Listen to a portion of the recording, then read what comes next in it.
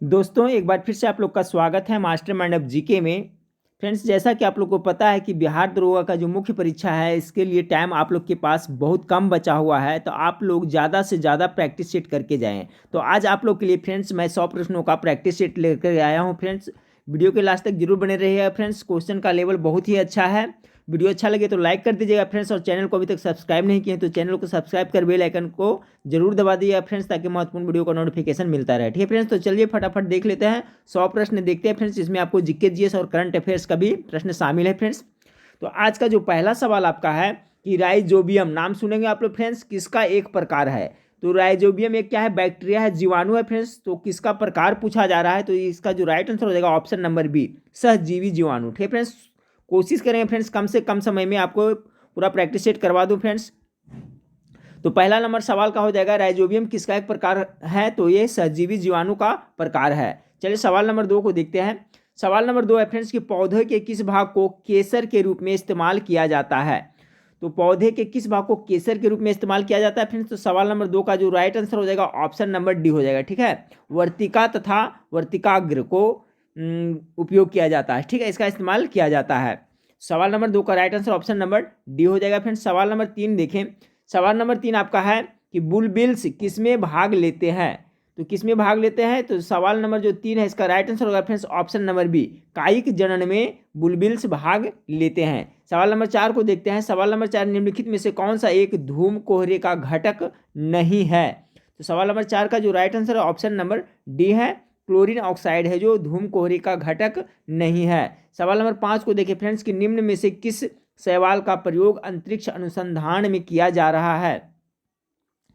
तो सवाल नंबर जो आपका 5 है इसका राइट आंसर हो जाएगा फ्रेंड्स ऑप्शन नंबर डी हो जाएगा, क्लोरेला का उपयोग किया जा रहा है। बहुत ही इंपॉर्टेंट प्रश्न है कि निम्न में से किस शैवाल का प्रयोग अंतरिक्ष अनुसंधान में किया जा रहा है? तो इसका राइट आंसर हो जाएगा ऑप्शन नंबर डी, क्लोरेला का। चलिए सवाल नंबर 6 को देखें। सवाल नंबर 6 है नारियल का कौन सा भाग खाने योग्य होता है? बहुत ही महत्वपूर्ण सवाल है। सवाल नंबर 6 का जो राइट आंसर होगा फ्रेंड्स भ्रूणपोष। ठीक है, नारियल को हम लोग क्या खाते हैं? तो भ्रूणपोष को खाते हैं। सवाल नंबर 7 को देखें। सवाल नंबर 7 है लोकप्रिय पेय कॉफ़ी पौधे के किस भाग से प्राप्त होती है?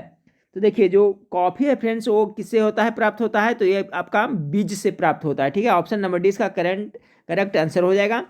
लोकप्रिय पेय कॉफ़ी पौधे के किस भाग से प्राप्त होती है? तो इसके बीज से प्राप्त होती है। सवाल नंबर 8 को देखें। सवाल नंबर 8 है निम्नलिखित में से किसके लिए एक बीटी बीज भी विकसित किया गया है? तो बीटी बीज किसके लिए विकसित किया गया है? तो 8 नंबर सवाल का right answer option number c होगा, कपास के लिए बीटी बीज विकसित किया गया है।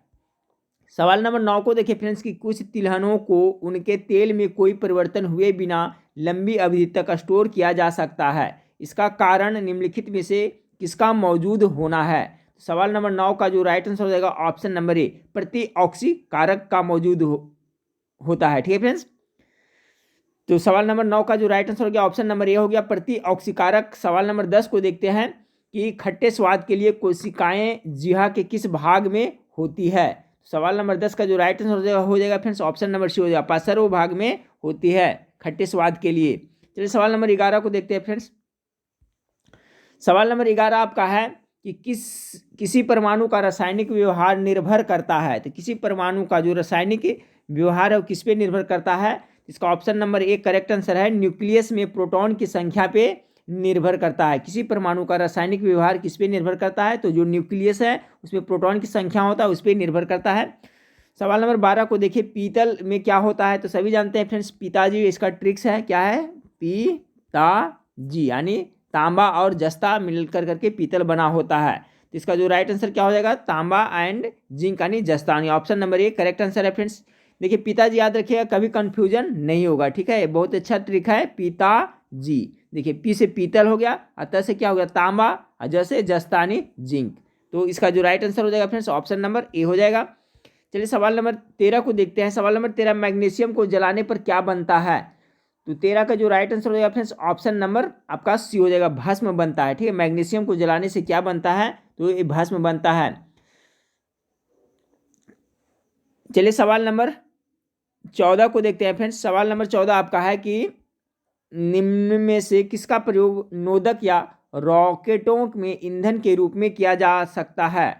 बहुत ही महत्वपूर्ण सवाल है फ्रेंड्स। 14 का जो राइट आंसर हो जाएगा आपका द्रव हाइड्रोजन और द्रव ऑक्सीजन, यानी ऑप्शन नंबर डी इसका करेक्ट आंसर है कि निम्न में से किसका प्रयोग नोदक या रॉकेट में ईंधन के रूप में किया जाता है? तो द्रव हाइड्रोजन और द्रव ऑक्सीजन का प्रयोग किया जाता है। चलिए सवाल नंबर 15 को देखते हैं।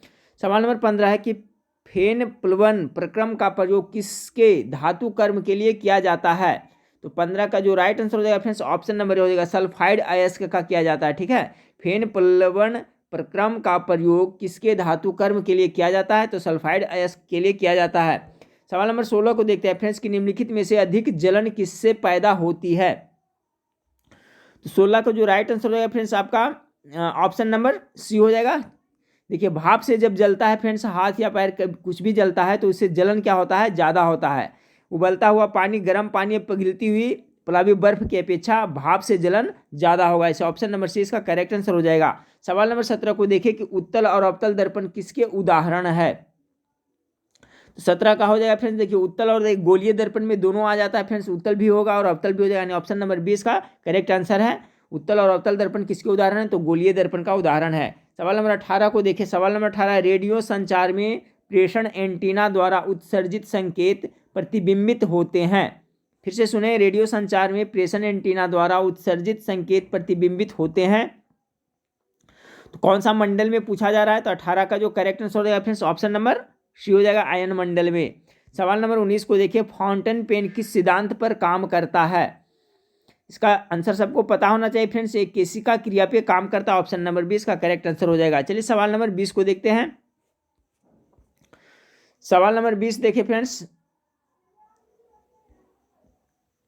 थोड़ा यहाँ क्लियर नहीं आया है फ्रेंड्स, पढ़ देता हूँ, सुनिएगा ध्यानपूर्वक। चंद्रमा पर क्या नहीं होने के कारण वहाँ किसी प्रकार का जीवन नहीं है? तो चंद्रमा पर क्या नहीं है फ्रेंड्स? तो 20 का गेस करें, राइट आंसर क्या होगा? तो ऑप्शन नंबर डी हो जाएगा, जल है। नहीं है, जल है तो जीवन है। अगर जल होता फ्रेंड्स तो वहाँ पर कुछ जीव जरूर होता। ठीक है, तो ऑप्शन नंबर डी इसका करेक्ट आंसर हो जाएगा। सवाल नंबर 21 को देखते हैं कि मौलिक कर्तव्यों के अध्याय में शामिल है, क्या शामिल है?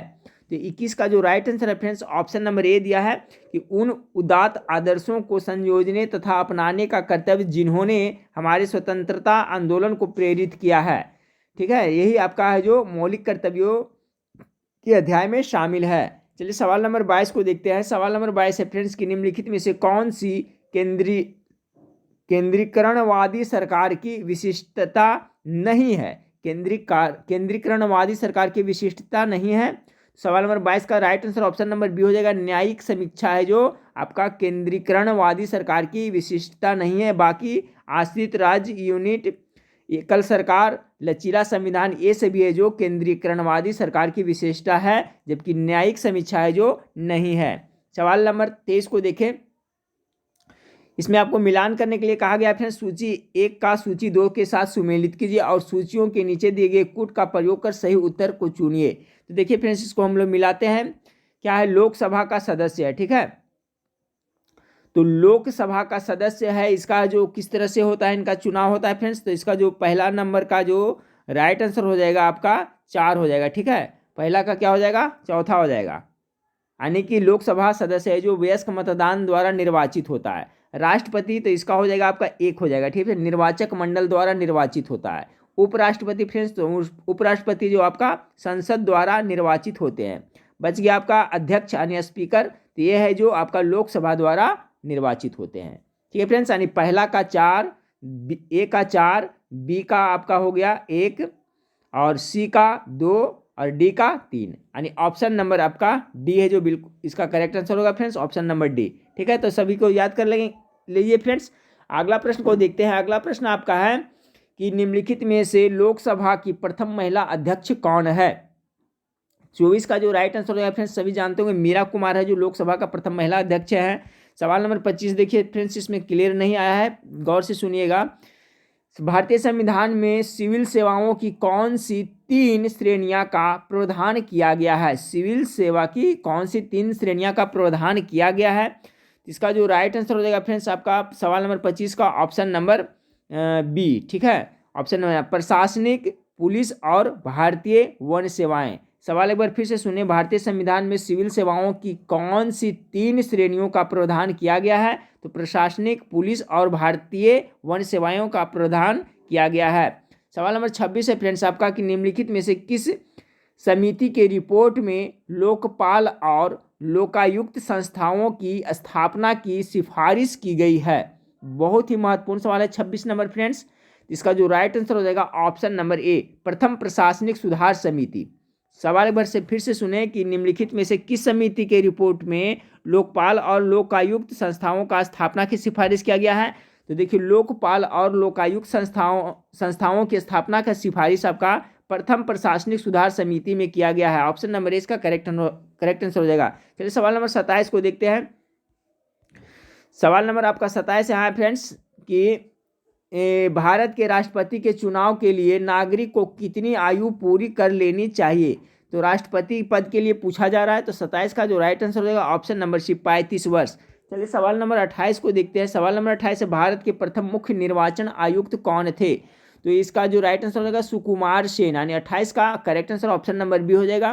भारत के प्रथम मुख्य निर्वाचन आयुक्त कौन थे, तो सुकुमार सेन थे फ्रेंड्स। चलिए सवाल नंबर 29 को देखिए। भारतीय संविधान की समवर्ती सूची की धारणा किस देश के संविधान से ली गई। गेस करें फ्रेंड्स। ऑप्शन ए में जापान है, बी में कनाडा है, सी में ऑस्ट्रेलिया और डी में यूएसए है। तो 29 का जो राइट आंसर होगा क्या होगा फ्रेंड्स, आप लोग बताएं, गेस करें। 29 का जो राइट आंसर हो जाएगा आपका ऑप्शन नंबर सी हो जाएगा, ऑस्ट्रेलिया के संविधान से लिया गया है। ठीक है फ्रेंड्स, कहाँ के, ऑस्ट्रेलिया के संविधान से आपका समवर्ती सूची लिया गया है। चलिए सवाल नंबर 30 को देखते हैं।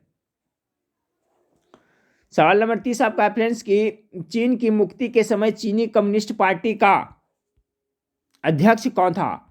बहुत ही महत्वपूर्ण सवाल है ये भी फ्रेंड्स, बहुत बार एग्जाम में रिपीट भी हुआ है ये सवाल कि चीन की मुक्ति के समय चीनी कम्युनिस्ट पार्टी का अध्यक्ष कौन था। तो सवाल नंबर जो 30 है फ्रेंड्स, इसका जो राइट आंसर हो जाएगा आपका ऑप्शन नंबर सी हो जाएगा, माओ जेडोंग थे। कौन थे, माओ जेडोंग थे। बहुत ही इंपॉर्टेंट सवाल है। चीन की मुक्ति के समय चीनी कम्युनिस्ट पार्टी का अध्यक्ष कौन था, तो माओ जेडोंग थे। चलिए सवाल नंबर 31 को देखते हैं कि झुमरी तलैया को उसमें रेडियो पर गीतों का फरमाइश के लिए प्रसिद्ध किस राज्य में स्थित है। तो झुमरी तलैया है जो किस राज्य में स्थित है पूछा जा रहा है आपसे। तो 31 का राइट आंसर क्या हो जाएगा फ्रेंड्स।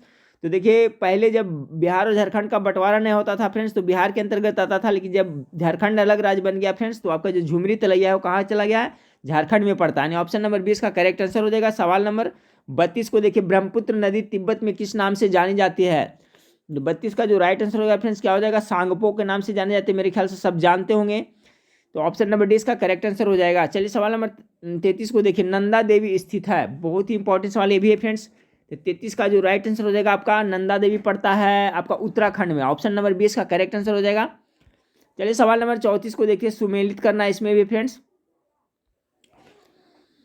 यहाँ पर आपका दिया हुआ है कि नदी का नाम और यहाँ सहायक नदी का नाम। ठीक है फ्रेंड्स। तो सवाल नंबर 34 का जो आपका राइट आंसर है फ्रेंड्स ऑप्शन नंबर ए है। ठीक है, ऑप्शन नंबर ए, यानी 1 का 4 कृष्णा के जो सहायक नदी है जो कौन हो गया फ्रेंड्स, तो भामा हो गया। ठीक है, भामा स्पष्ट दिखाई नहीं पड़ा ऐसे, भाभा।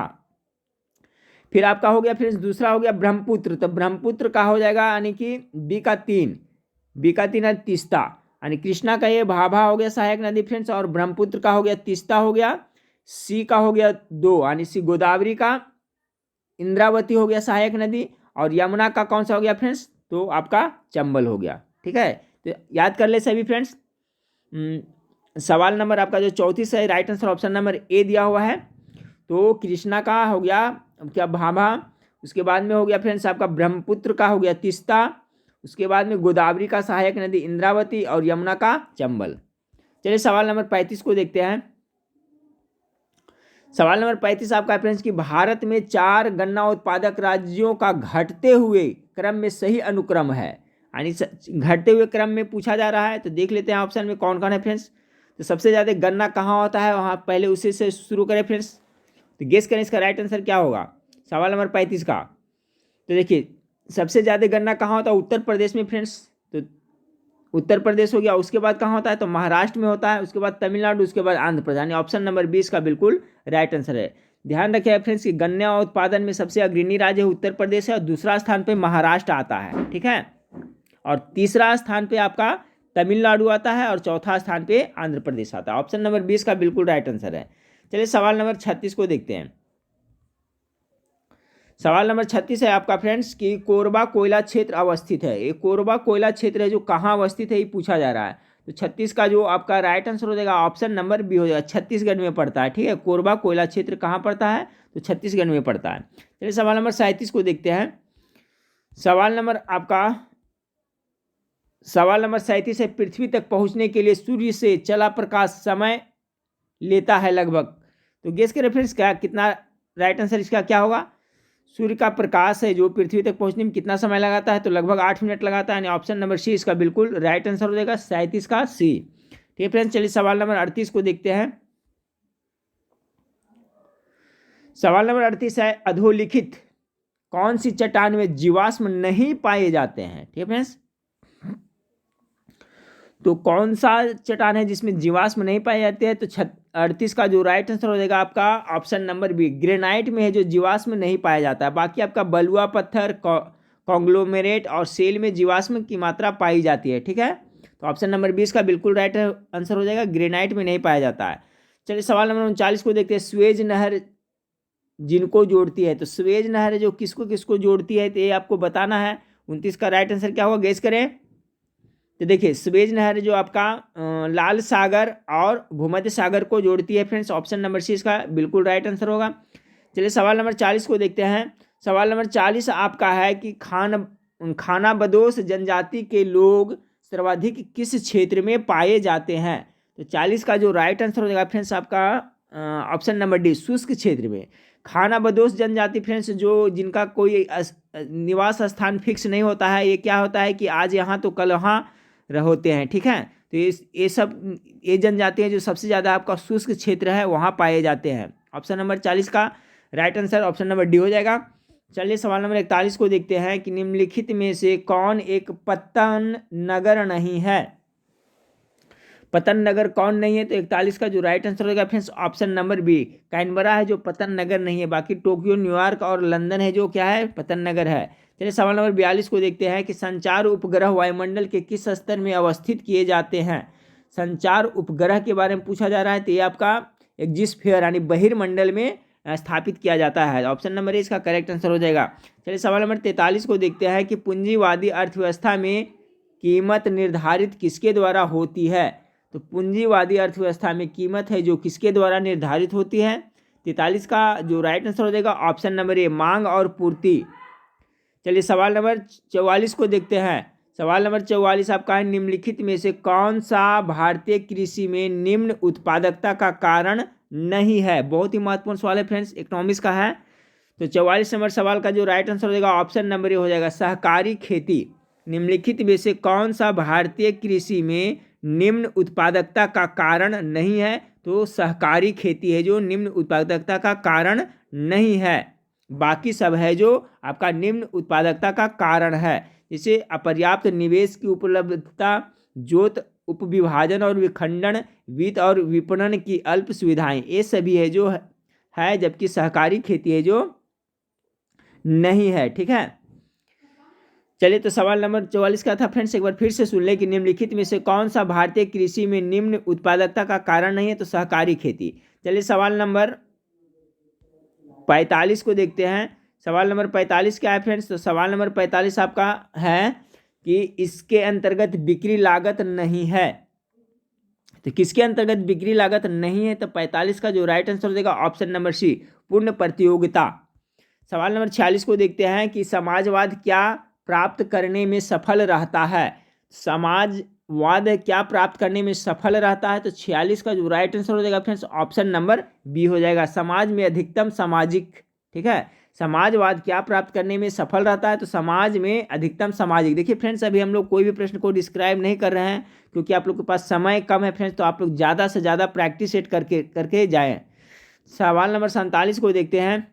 सवाल नंबर 47 आपका है कि निम्नलिखित में से कौन सा उद्देश्य 10वीं योजना के मूल उद्देश्य में नहीं है। ठीक है फ्रेंड्स, यानी 10वीं योजना यानी जो पंचवर्षीय योजना चलता है, तो 10वीं योजना में के मूल उद्देश्य में शामिल कौन नहीं है, तो 47 का जो आपका राइट आंसर हो जाएगा ऑप्शन नंबर बी, 2012 तक सभी गाँवों के लिए पेयजल। ये है जो 10वीं योजना के मूल उद्देश्य में शामिल नहीं है। बाकी निर्धनता अनुपात में कमी, शिशु मृत्यु दर में कमी, आयात में कमी, ये सभी है जो आपका है। चलिए सवाल नंबर 48 को देखते हैं। सवाल नंबर 48 आपका है फ्रेंड्स कि निम्नलिखित में से कौन हिंद महासागर तटीय क्षेत्रीय सहयोग संघ IORA का सदस्य नहीं है। ठीक है फ्रेंड्स, तो कौन है जो इसका सदस्य नहीं, कौन सा देश है? तो 48 का जो आपका राइट आंसर हो जाएगा ऑप्शन नंबर सी, अफगानिस्तान नहीं है, जबकि बांग्लादेश, मॉरिशस, भारत है जो आपका IORA का सदस्य है। चलिए सवाल नंबर 49 को देखें। सवाल नंबर 49 है कि जब पूर्ण उत्पादक वर्धमान दर से बढ़ता है तो क्या होता है? तो सवाल नंबर 49 का जो राइट आंसर हो जाएगा ऑप्शन नंबर बी, सीमांत उत्पाद में वृद्धि होती है। जब पूर्ण उत्पाद वर्धमान दर से बढ़ता है तो क्या होता है? सीमांत उत्पाद में वृद्धि होती है। चलिए सवाल नंबर 50 को देखते हैं। सवाल नंबर 50 है कि प्रचंड बेरोजगारी को और किस नाम से भी जाना जाता है? बहुत ही टॉप मोस्ट क्वेश्चन है फ्रेंड्स, याद रखिएगा। तो इसका राइट आंसर क्या होगा सवाल नंबर 50 का? तो 50 का जो राइट आंसर हो जाएगा ऑप्शन नंबर ए, अल्प रोजगार। ठीक है, प्रचंड बेरोजगारी को अल्प रोजगार के नाम से भी जाना जाता है। चलिए सवाल नंबर 51 को देखते हैं। सवाल नंबर 51 आपका है कि 11 यूरोपीय राष्ट्रों में शुरू की गई साझी मुद्राओं को कहते हैं, क्या कहते हैं फ्रेंड्स? तो इसको हम लोग यूरो कहते हैं। ठीक है, ऑप्शन नंबर बी इसका राइट आंसर हो जाएगा। 11 यूरोपीय राष्ट्रों में शुरू की गई साझी मुद्रा, जैसा कि आप लोग को पता होगा, सुनेंगे फ्रेंड्स कि 11 यूरोपीय राष्ट्र में क्या है, सभी साझी मुद्रा को शुरू किया गया है, उसको क्या नाम रखा गया? तो यूरो। चलिए सवाल नंबर 52, हाँ फ्रेंड्स, तो सवाल नंबर 52 को देखिए। सवाल नंबर 52 है निम्नलिखित में से कौन सी एजेंसी भारत में राष्ट्रीय आय के आकलन के लिए उत्तरदायी है? तो सभी को पता होगा फ्रेंड्स मेरे ख्याल से कि जो भारत में राष्ट्रीय आय के जो आकलन करता है वो कौन करता है? तो केंद्रीय सांख्यिकी संगठन करता है, यानी CSO करता है। ठीक है ना, ऑप्शन नंबर 20 का बिल्कुल राइट आंसर हो जाएगा। याद रखिएगा फ्रेंड्स, केंद्रीय सांख्यिकी संगठन के द्वारा भारत के राष्ट्रीय आय का आकलन किया जाता है। चलिए तो सवाल नंबर 53 को देखते हैं। सवाल नंबर 53 आपके सामने है फ्रेंड्स कि धर्मशास्त्रों में भू राजस्व की दर क्या है? तो 53 नंबर सवाल का जो राइट आंसर हो जाएगा फ्रेंड्स ऑप्शन नंबर सी हो जाएगा, 1/6 है। ठीक है, धर्मशास्त्रों में भू राजस्व की दर क्या है? तो 1/6 है। 54 नंबर सवाल को देखें कि प्राचीन भारत में सिंचाई कर को कहते थे।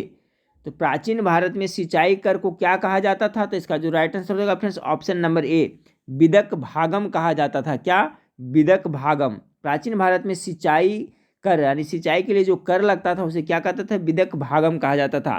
चलिए सवाल नंबर 55 को देखते हैं। सवाल नंबर 55 आपका है कि तीसरी शताब्दी में वारंगल प्रसिद्ध था, किस लिए प्रसिद्ध था? तो 55 का जो राइट आंसर हो जाएगा फ्रेंड्स आपका ए में है तांबे के बर्तनों के लिए, बी में है स्वर्ण आभूषणों के लिए, और सी देख लेते हैं फ्रेंड्स, और सी में है आपका लोहे के यंत्र उपकरणों हेतु, और डी में हाथी दांत के काम हेतु। तो याद रखिएगा फ्रेंड्स कि आपका तीसरी शताब्दी में जो आपका वारंगल जो प्रसिद्ध था वो आपका लोहे के यंत्रों और उपकरण हेतु प्रसिद्ध था, यानी ऑप्शन नंबर सी इसका करेक्ट आंसर हो जाएगा। ठीक है, चलिए सवाल नंबर 56 को देखते हैं। सवाल नंबर 56 आपका है कि प्राचीन साक्ष्य दर्शन में किसका महत्वपूर्ण योगदान है? साक्ष्य दर्शन में किसका महत्वपूर्ण योगदान है? तो कपिल का हो जाएगा friends, option number A correct answer है। चलिए सवाल नंबर 57, योग दर्शन के प्रतिपादक हैं, योग दर्शन के प्रतिपादक कौन थे पूछा जा रहा है? इसका हो जाएगा पतंजलि, ऑप्शन नंबर ए इसका बिल्कुल राइट आंसर है। सवाल नंबर 58 को देखिए, इबादत खाने का निर्माण किसने करवाया था? तो इबादत खाने का निर्माण आपका अकबर के द्वारा किया गया था, ऑप्शन नंबर सी इसका बिल्कुल राइट आंसर हो जाएगा। चलिए सवाल नंबर 59 को देखते हैं कि दिल्ली में कौन सा ऐतिहासिक स्मारक भारतीय तथा फारसी वास्तुकला शैली का उदाहरण है? तो 59 का जो राइट आंसर हो जाएगा फ्रेंड्स आपका दिल्ली में पूछा जा रहा है, तो ऑप्शन नंबर सी हो जाएगा, हुमायूं का मकबरा। ठीक है, दिल्ली में कौन सा ऐतिहासिक स्मारक भारतीय तथा फारसी वास्तुकला शैली का उदाहरण? ठीक है फ्रेंड्स, का भारतीय तथा फारसी वास्तुकला के बारे में पूछा जा रहा है, तो इसका राइट आंसर हो जाएगा ऑप्शन नंबर सी, हुमायूं का मकबरा। चलिए सवाल नंबर 60 को देखते हैं। सवाल नंबर 60 आपका है फ्रेंड्स कि सुलह-ए-कुल का सिद्धांत किसके द्वारा प्रतिपादित किया गया था?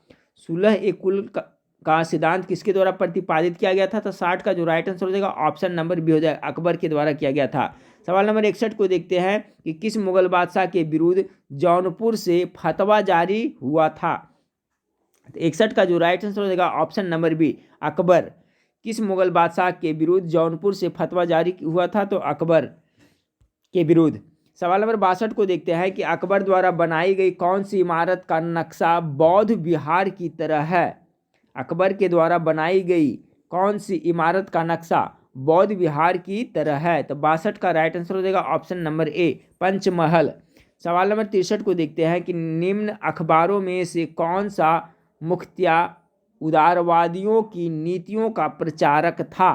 किसका? उदारवादियों की नीतियों का प्रचारक कौन सा अखबार था? तो 63 का जो राइट आंसर हो जाएगा ऑप्शन नंबर बी, लीडर। ध्यान से याद रखिएगा फ्रेंड्स कि जो लीडर है जो क्या है, अखबार था जो मुख्य रूप से उदारवादियों की नीतियों का प्रचारक था, लीडर। चलिए सवाल नंबर 64 को देखते हैं। सवाल नंबर 64 है कि 1857 के विद्रोह के समय भारत का गवर्नर जनरल कौन था? बहुत बार ये मैं पढ़ा चुका हूँ फ्रेंड्स, तो आप लोग गेस करें इसका राइट आंसर क्या होगा। तो ये आपका लॉर्ड कैनिंग के समय में हुआ था। ठीक है, लॉर्ड कैनिंग के समय में 1857 का सिपाही विद्रोह हुआ था। सवाल नंबर 65 को देखते हैं। सवाल नंबर 65 आपका है कि निम्नांकित में से किस आंदोलन के दौरान वंदे मातरम भारतीय राष्ट्रीय आंदोलन का शीर्षक गीत बना? बहुत ही महत्वपूर्ण सवाल है। तो 65 का जो राइट आंसर होगा फ्रेंड्स आपका ऑप्शन नंबर ए, स्वदेशी आंदोलन। ठीक है, निम्नांकित में से किस आंदोलन के दौरान वंदे मातरम भारतीय राष्ट्रीय आंदोलन का शीर्षक गीत बना था? तो स्वदेशी आंदोलन के दौरान। चलिए सवाल नंबर 66 को देखते हैं। सवाल नंबर 66 आपका है फ्रेंड्स कि किसके द्वारा मंदिरों में प्रवेश के अधिकार की मांग की प्रस्तुति के कारण 1899 में तिरुनेलवेली में भयंकर दंगे हुए थे? कहाँ? तिरुनेलवेली में भयंकर दंगे हुए थे। तो 66 का जो राइट आंसर होगा फ्रेंड्स ऑप्शन नंबर बी होगा, नाडार में हो जाएगा। ठीक है, यानी किसके द्वारा मंदिरों में प्रवेश के अधिकार की मांग की प्रस्तुति के कारण आपका 1899 में तिरुनेलवेली में भयंकर दंगे हुए थे? तो नाडार। इसका right answer option number b हो जाएगा। सवाल नंबर 67 को देखते हैं कि भारत में 1918 में प्रथम मजदूर संघ की स्थापना की?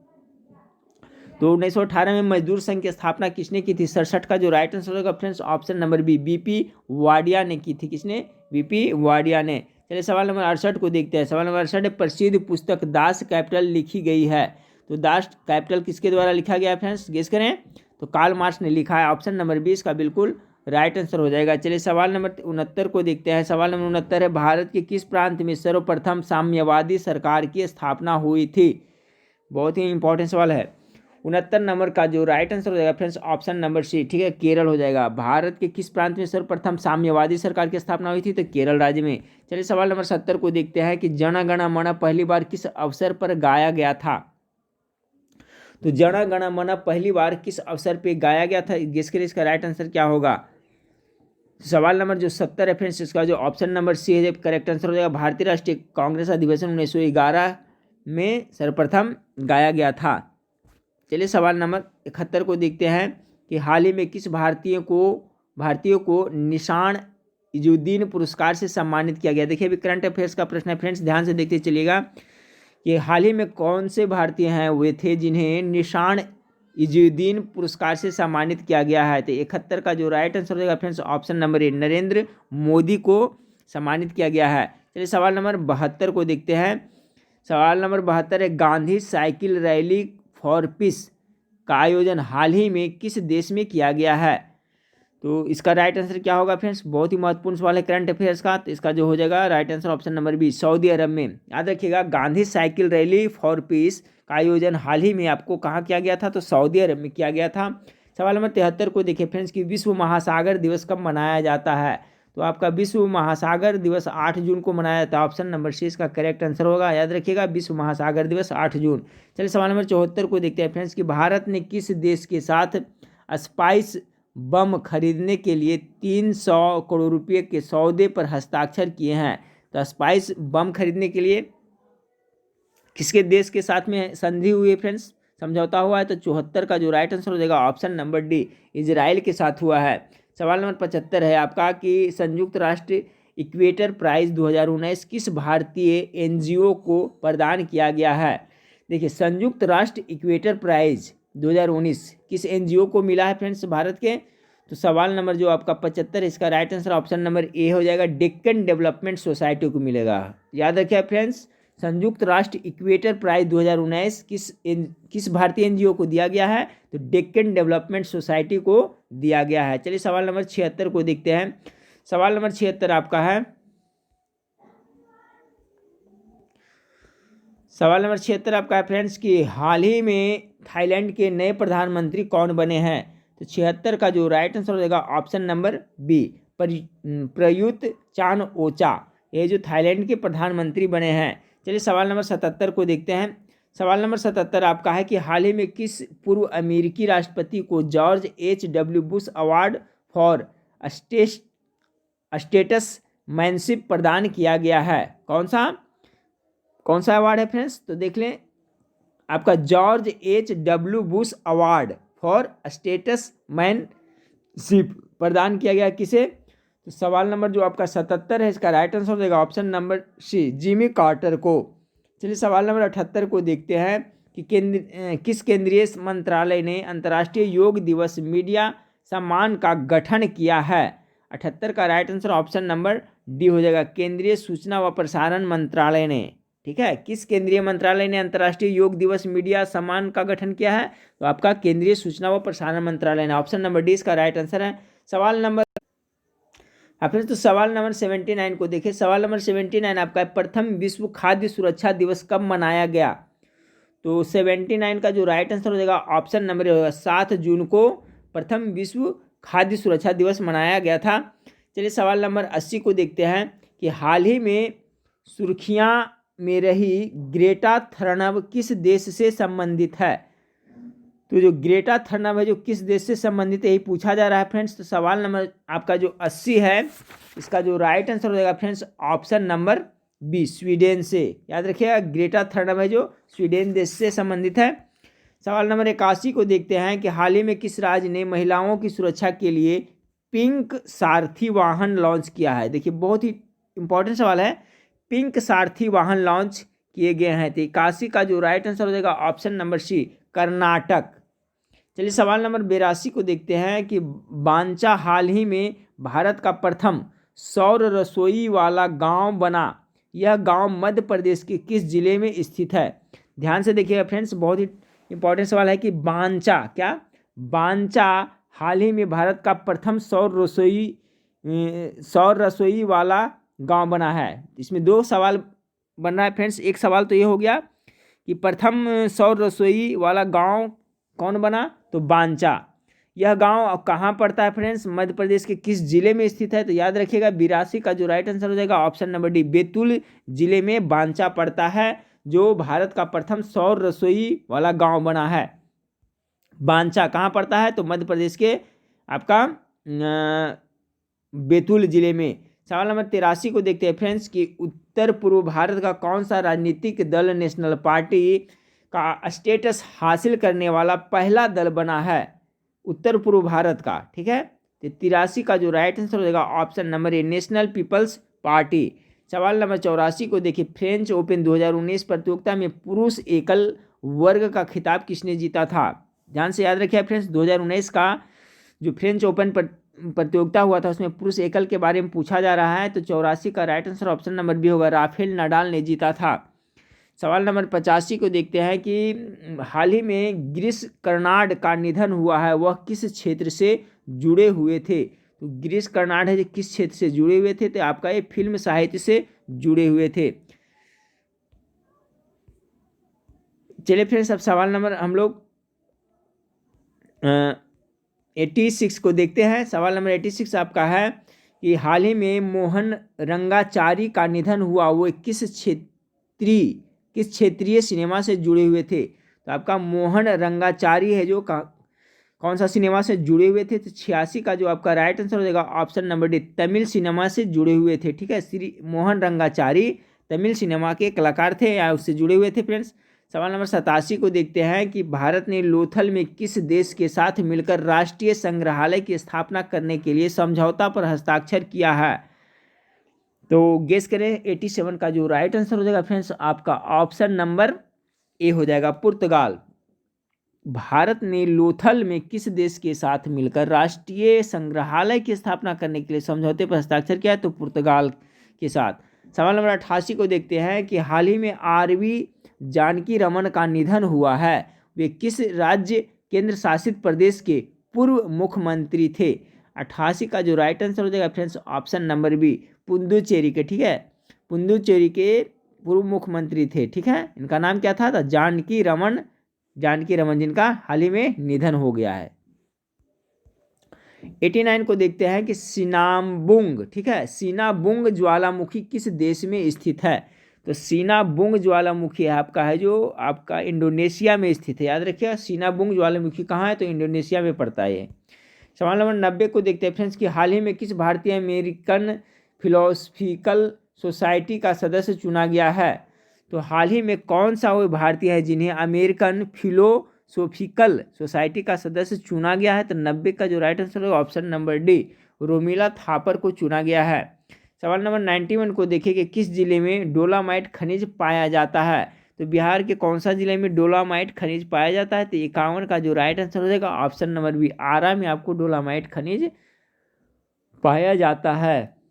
अगला सवाल देखते हैं फ्रेंड्स 92 को, 92 नंबर सवाल कि पूर्व से पश्चिम बिहार की लंबाई कितनी है। तो 92 का जो राइट आंसर हो जाएगा ऑप्शन नंबर सी, 483 किलोमीटर। चलिए सवाल नंबर 93 को देखते हैं।